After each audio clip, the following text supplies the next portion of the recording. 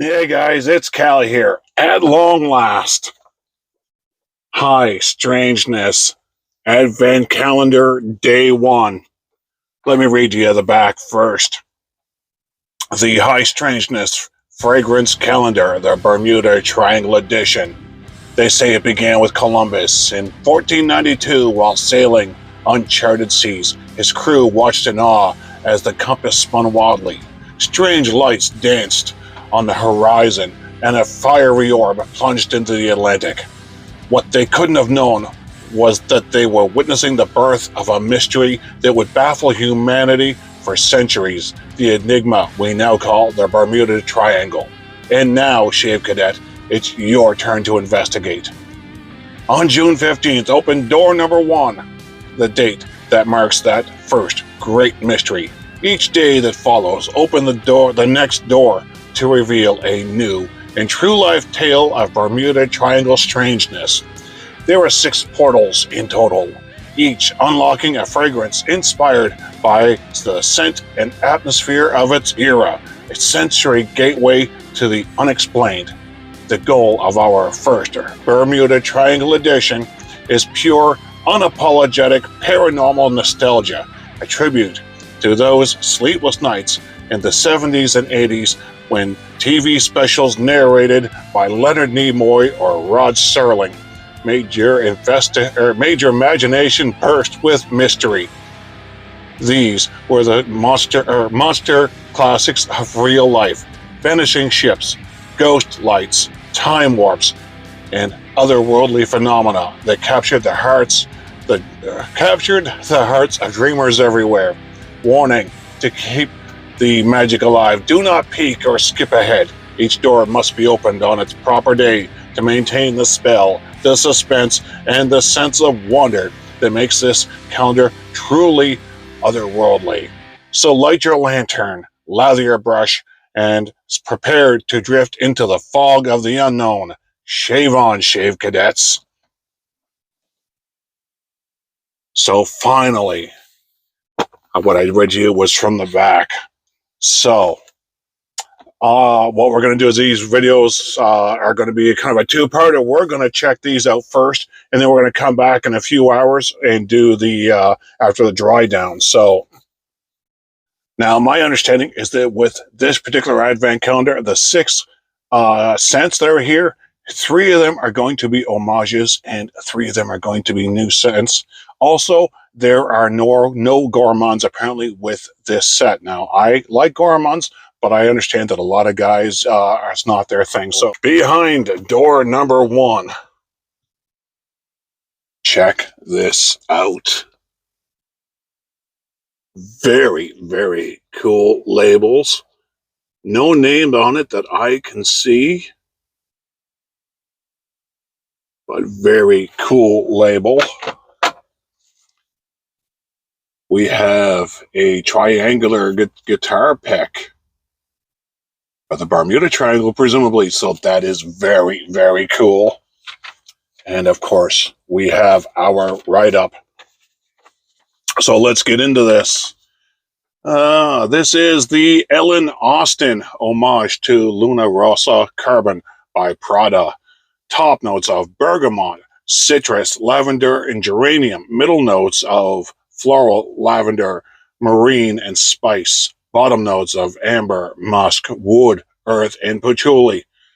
Description write-up goes on to say, on the evening of June 15th, 1881, under an unnaturally fog that smothered the Atlantic within the bounds of the Bermuda Triangle, the Ellen Austin sighted a vessel adrift, fully rigged, undamaged, and utterly abandoned.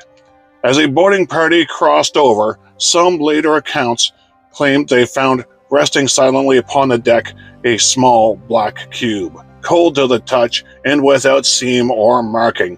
And though no one could say how it came to be there, an unease settled over both ships as they sailed in tandem through the muffled dark until a sudden storm tore them apart. And when the skies cleared, the second ship remained, but its crew had vanished once more.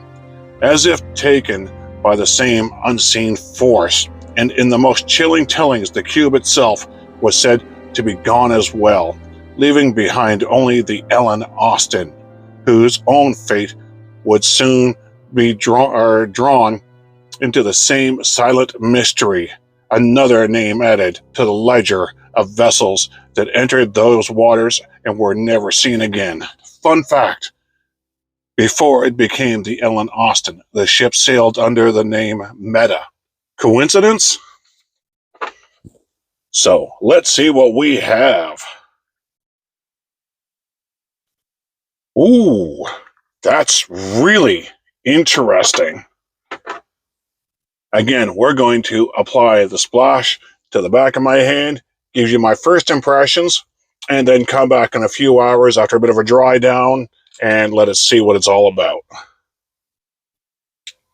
Very generous amount.